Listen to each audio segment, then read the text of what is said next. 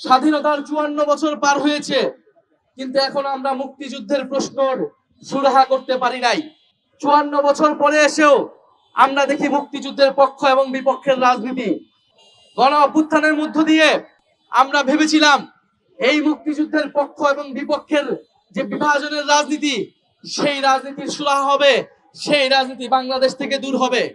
কিন্তু আমরা দুঃখের সহিত দেখতে পাচ্ছি 5ই আগস্টের পরে এই রাজনীতি আবারও ফিরে এসেছে, যেই রাজনীতির মাধ্যমে আওয়ামী লীগ এবং মুজিববাদী বামপন্থীরা বাংলাদেশকে সবসময় বিভাজিত করে রেখেছিল, বাংলাদেশে সবসময় একটা ফ্যাসিবাদ কায়েম করে রেখেছিল।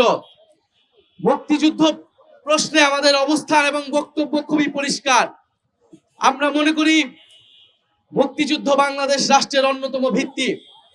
আমরা মনে করি 1947 এবং তার পূর্ববর্তী সময়ে বাংলাদেশের মানুষ আজাদির জন্য উপনিবেশবাদ বিরুদ্ধে যে লড়াই শুরু করেছিল, তার অন্যতম পরিণতি হচ্ছে 1971 সালের মহান স্বাধীনতা সংগ্রাম।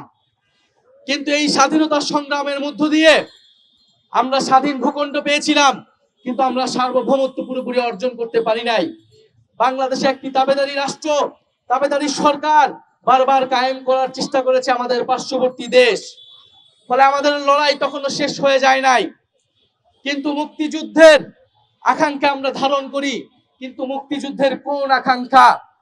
মুক্তিযুদ্ধের সাম্য, মানবিক মর্যাদা এবং সামাজিক সুবিচারের আকাঙ্ক্ষা, নাকি মুক্তিযুদ্ধ পরবর্তী সময়ে 72-এর মুজিববাদের আকাঙ্ক্ষা? মুক্তিযুদ্ধের নামে যদি মুজিববাদের আকাঙ্ক্ষা, মুজিববাদের 4 নীতির আকাঙ্ক্ষা বাংলাদেশের উপর চাপিয়ে দেওয়া হয়, তা আমরা কঠোরভাবে প্রত্যাঘাত করব। গণ অভ্যুত্থানের মধ্য দিয়ে মুক্তিযুদ্ধের চেতনার নামে যেই ফ্যাসিবাদ কায়েম করা হয়েছিল, যা মূলত ছিল মুজিববাদী আকাঙ্ক্ষা, তার বিরুদ্ধে বাংলাদেশের মানুষ, বাংলাদেশের তরুণরা গণ অভ্যুত্থান করেছিল।